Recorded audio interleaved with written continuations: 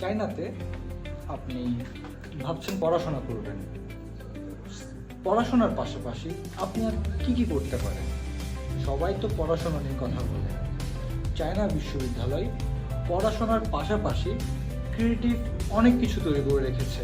সেটা হতে পারে গান, সেটা হতে পারে নাচ, সেটা হতে পারে ক্রিয়েটিভ কিছু, সেটা হতে পারে ভিডিওগ্রাফি, ফটোগ্রাফি, আপনার মতন আপনি যেটাই পছন্দ করেন না কেন।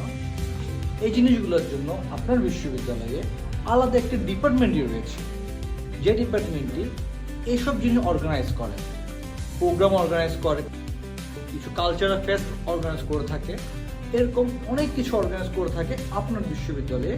এই যে ডিপার্টমেন্টটি রয়েছে সেই ডিপার্টমেন্টটি হয়তো হতে পারে আর্ট ডিপার্টমেন্ট, সেই ডিপার্টমেন্টটি হতে পারে কালচারাল ডিপার্টমেন্ট।